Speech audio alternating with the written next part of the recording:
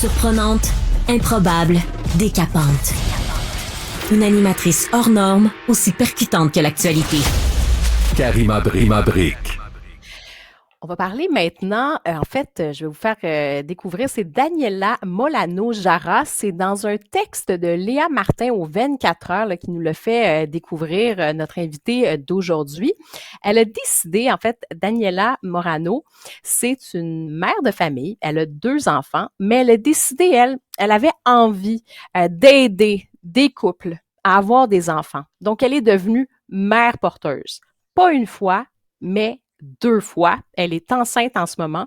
On va essayer de comprendre justement ce qui l'a motivée, ce qui la pousse à, aider ces couples qui ne peuvent pas avoir d'enfants. Donc, on va lui poser les questions parce qu'on sait quand même que c'est un sujet éthique qui questionne.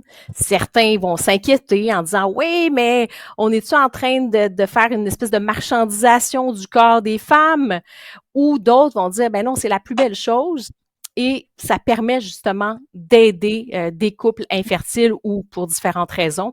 On va parler tout de suite avec Daniela. Bonjour Daniela. Bonjour. Merci beaucoup d'être avec nous ce matin. Et si je ne m'abuse, tu es enceinte, n'est-ce pas? Oui. En ce moment même. Donc, tu es enceinte de combien de semaines? 34 samedis. Oh, 34. Donc, ça s'en vient quand même très, très bientôt.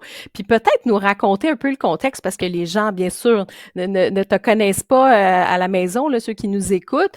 Puis ils veulent comprendre, OK, parce que là, toi, tu as 26 ans aujourd'hui. Qu'est-ce qui a fait en sorte que tu as décidé de devenir mère porteuse? Dans le fond, quand j'étais jeune, dans l'adolescence, j'avais lu sur le sujet. Moi, j'ai grandi dans une famille où la valeur familiale est très importante.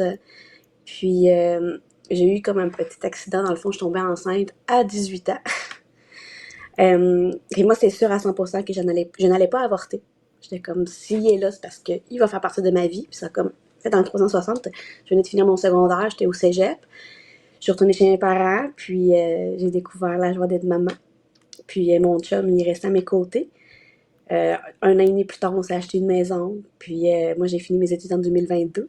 Juste avant de finir mes études, on a décidé de compléter notre famille. Puis c'est entre les 2 bébés, là, ça m'est revenu l'idée de redevenir mère porteuse. Puis j'en avais glissé un petit peu à mon conjoint. Mais il connaissait pas ça. Puis ça l'a comme refroidi beaucoup. Il était comme, pourquoi tu veux faire ça? Donc je suis allée vers le don d'ovule. Mais vraiment, en 2021, quand j'ai accouché de ma deuxième, j'étais comme, faut que je porte la vie pour un couple. C'est moi, mes filles, j'étais une étudiante qui faisait pas attention vraiment. Là, je faisais mes cours, mais c'était tout. Je suis comme devenue une maman. J'ai pris mes responsabilités. Ils ont changé ma vie. Puis Ça a changé ta vie. Je me suis pas imaginé ma vie. Ouais, je me voyais pas ma vie sans eux. Puis voir des familles ne pas être capable de concevoir, ça me brisait le cœur. Puis c'est pour ça que j'ai fait des dons d'ovules. J'en ai fait 2 fois. Il y en a un qui a eu un bébé qui est né en janvier 2023. Puis justement, il commence bientôt le processus pour un 2e bébé. Là. Je trouve ça vraiment beau à voir. Puis je vois la gratitude. Mais c'est ça. Pour moi, c'était pas assez les dons d'ovules. J'étais comme, je veux vraiment porter la vie pour quelqu'un. Puis je tenais absolument que ce soit un couple homosexuel. Parce que je me suis dit, eux, ils ont vraiment besoin d'aide pour avoir un enfant. Puis l'adoption, ce n'est pas si facile que ça. Parce que oui, tout couple en infertilité ou qui sait qu'il peut pas procréer tout seul, ben, il pense à l'adoption. Mais ce n'est pas comme tout le monde dit, on va sauver des enfants.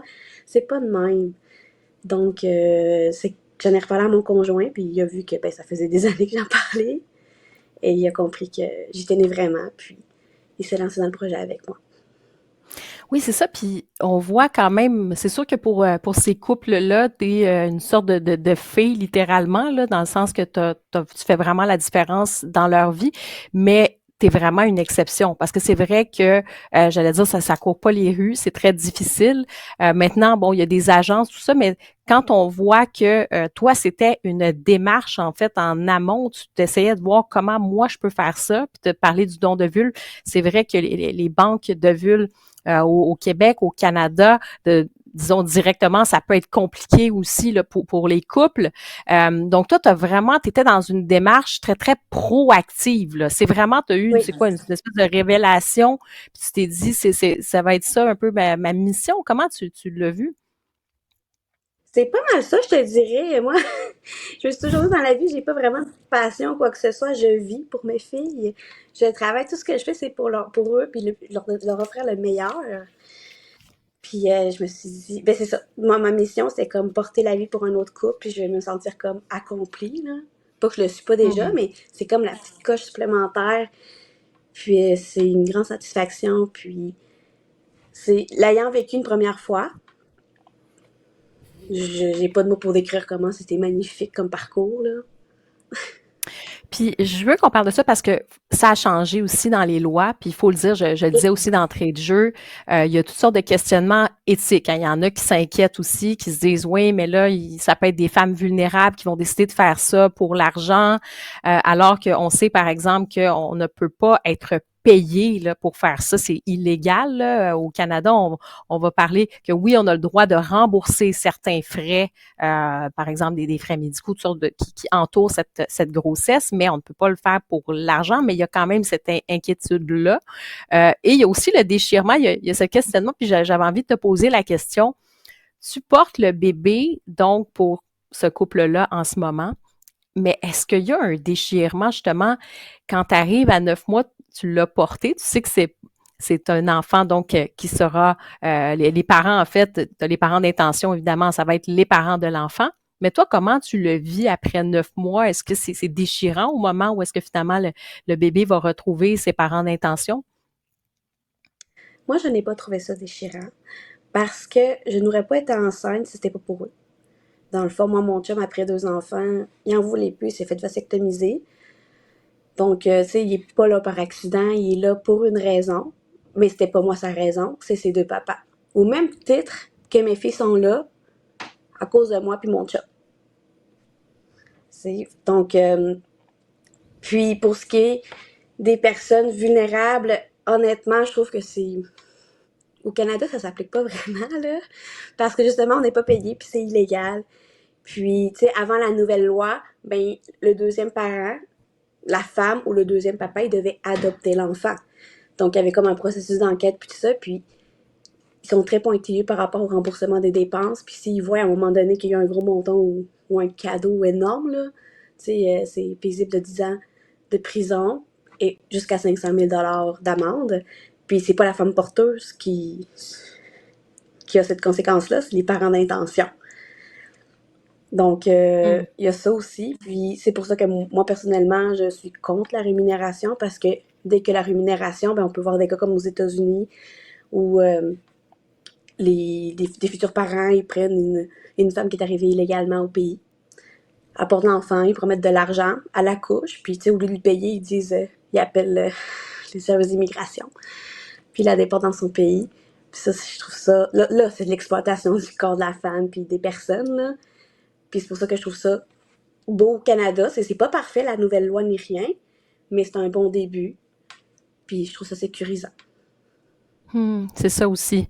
Mais je trouve ça intéressant que tu le mentionnes le fait parce que c'est vrai, malheureusement, puis vraiment malheureusement que ça existe. Puis on voit aussi que souvent, ça peut être, je veux dire, ça va être des coûts faramineux, là, quand on regarde aux États-Unis, ça peut être comme 200 000 dollars. Donc évidemment, souvent, ça va être des femmes qui sont plus vulnérables, qui vont devenir mères porteuses, puis qui vont dire, bon, ben, je vais faire un certain montant d'argent, alors que dans le contexte canadien, c'est différent, qu'on a décidé de pas aller dans ce chemin-là. Mais j'imagine que tu t'es fait poser la question aussi, peut-être par ton entourage. Toi, tu es enceinte, tu as quand même, tu as les risques aussi qui sont associés à cette grossesse-là. Comment tu t'organises financièrement aussi pour le travail pendant que tu es enceinte? Oui, on rembourse quelques dépenses, mais il y a quand même toute cette, je veux dire, c'est quand même ton corps, il y a tout ça. Donc, comment tu réussis à vivre à ce moment-là, dans cette période-là, étant donné que ce n'est pas rémunéré? Oui, en fait, ma vie continue. C'est comme une grossesse comme j'ai avec mes filles.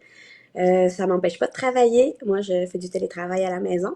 Donc, l'année passée, avec ma première grossesse en gestation pour autrui, J'ai travaillé jusqu'à 37 semaines, puis 5 jours plus tard, j'ai accouché.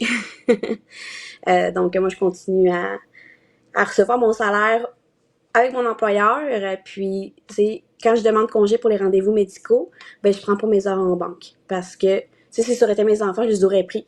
Mais ces heures-là, si j'étais pas enceinte pour Jérémy puis Jonathan, que c'est des parents d'intention, je n'aurais pas pris ces congés-là. Ben, moi, je les garde pour mes vacances à moi, pour ma famille. Donc, eux, ils me remboursent le nombre d'heures que j'ai pris de congé. Puis, la distance du lieu de rendez-vous, c'est 68 cents par kilomètre, là. Selon le gouvernement du Canada. Puis on y va avec ça, puis on a vraiment une feuille où on écrit toutes les dépenses, la distance, les montants. Puis, moi, ça change vraiment rien. Puis, quand je commence mon congé de maternité, j'ai vraiment la chance, ben, surtout les gars, que mon employeur récompense. Ben, il y a le RQAP, parce que j'ai le droit aux 18 semaines de maternité. 15 ou 18 si je prends le congé court ou long. Puis, c'est 70% de mon salaire. Puis, mon employeur récompense jusqu'à 95. Donc, les gars, ils ont juste à compenser le 5% restant. Parce que oui, je continue à recevoir 100% de mon salaire pendant le congé de maternité. Mais encore une fois, je n'aurais pas eu de congé de maternité si c'était pas pour leur enfant. Si c'était mon bébé, j'aurais assumé cette part de salaire-là, mais c'est à eux d'assumer cette part de salaire-là parce que c'est leur enfant. Puis Donc, comment ça fonctionne justement pour les mères porteuses comme toi? Parce que on sait qu'il y en a qui vont donner leurs ovules. D'autres, ça va être, par exemple, dans une banque d'ovules avec le sperme, par exemple, pour ce qui est des couples, ben, c'est ça, les couples les parents oui, d'intention, là, je voulais dire. Oui. Comment ça fonctionne, en fait? Oui, ben dans le fond, ben t'as comme 3 façons d'être mère porteuse. Hein. T'as la basique, comme moi j'ai procédé, qui fait beaucoup de... C'est encore pire parce que j'ai utilisé mes propres ovules. Mais moi, puisque j'avais fait des dons d'ovules, ça ne me dérangeait pas d'utiliser mes ovules. Je ne sentais pas de lien d'attachement. Je trouve que ça vaut plus que l'ADN. Mais justement, mon don, puis ma relation avec les gars, j'ai décidé de rester dans leur vie parce que je veux être présente si jamais ils ont des questionnements ou quoi que ce soit. Ça, c'est la façon traditionnelle. Donc, il y a vraiment, c'est ça, quand même ce degré, disons, de proximité. Puis toi, tu entretiens des liens avec ce couple. Puis je veux revenir là-dessus de cette relation-là parce que c'est devenu finalement le couple.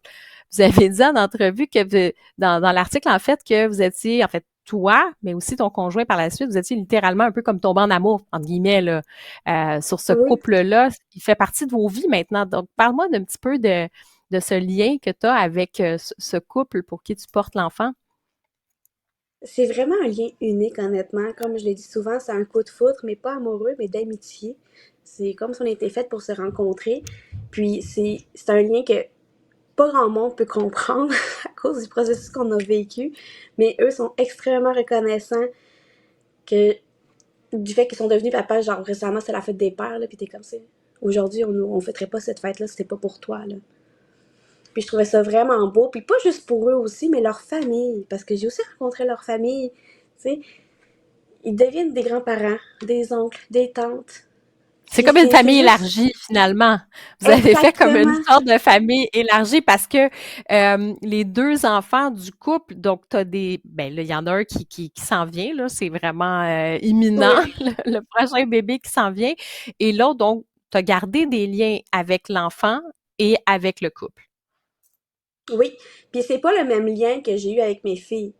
Tu sais, pour moi, c'est l'enfant de mon couple d'amis que j'ai aidé. Tu sais, c'est comme le couple pour qui j'ai fait mon don d'ovule, là. C'est elle qui l'a porté, mais c'est mon ADN. Ben, je vois ça pareil pour Nathan. Même si je l'ai accouché, c'est juste un petit lien supplémentaire. Je suis juste vraiment fière. Mais pour être honnête avec toi, une semaine après l'accouchement, quand je suis retournée chez eux, puis j'ai pris Nathan dans mes bras, j'ai oublié pendant 2 minutes que c'est moi qui l'avais accouché. J'étais juste bien contente de voir l'enfant de mes amis. J'étais comme, vous êtes devenus parents, tu sais. C'est vraiment particulier. Mais vraiment, pour eux, c'est sûr que tu as une place dans leur vie exceptionnelle, là. Ça, c'est certain. Et je pense aussi que tu dois être certainement une de ces exceptions, c'est-à-dire qu'on on n'en trouve pas tous les jours, probablement là, des personnes comme toi qui ont fait cette différence-là. Est-ce que ça t'a donné le goût? On va te laisser quand même avoir ce bébé-là, puis vraiment que tout se passe bien, mais est-ce que là, tu t'es dit, bon, OK, maintenant je m'arrête, ou éventuellement, tu laisses la porte ouverte pour aider d'autres couples? Non, c'est mon dernier processus en tant que femme porteuse. Puis je ne ferai pas d'autres dons de vue. Je trouve que je me suis accomplie. Je me suis toujours dit, justement, je trouvais que c'était là le bon moment pour le faire parce que j'ai fini mes études en 2022. Puis j'ai rencontré les gars genre une semaine après avoir fini mes études, là. Donc je me suis dit, je me donne 5 ans pour comme commencer vraiment ma carrière parce que j'ai étudié en assurance et services financiers. J'étais comme ça, payer ma dette étudiante, payer mes affaires. Puis, tu sais, moi, pendant mes grossesses, je prends beaucoup de poids aussi. Je veux dire, j'ai été maman 2 fois, je sais c'est quoi une grossesse, je sais c'est quoi accoucher, je sais que c'est pas facile. Comme, parce que je me fais souvent dire, mais là, tu portes quand même l'enfant pendant 9 mois. Je le sais, je l'ai déjà fait. Je suis pas une autruche avec la tête dans terre, là. Je suis consciente de tout, même les risques. Mais c'est ça. Donc, je m'étais comme donné un 5 ans, puis là, cette grossesse, c'était plus difficile, niveau fatigue, puis tout ça. Puis j'ai hâte aussi de comme me lancer dans ma carrière, puis me retrouver aussi, parce que déjà qu'on se perd en tant que maman, là, ben j'ai pas eu le temps vraiment de retrouver la moi. C'est ça, je sais pas si c'est clair. C'est très, très clair, Daniela. Puis vraiment, donc, on comprend aussi maintenant, là, puis je pense qu'on peut faire la part des choses, entre comprendre entre le fait de le faire de façon absolument altruiste, justement, et c'est ce que tu as fait. Merci beaucoup pour ton témoignage, puis on va te souhaiter, bien sûr, un bon accouchement et évidemment aussi là, toute cette période-là avec cette famille élargie avec qui tu continues d'avoir des liens maintenant et bien sûr pour les prochaines années. Merci d'avoir été avec nous. Merci pour ton témoignage. Merci beaucoup d'avoir accueilli.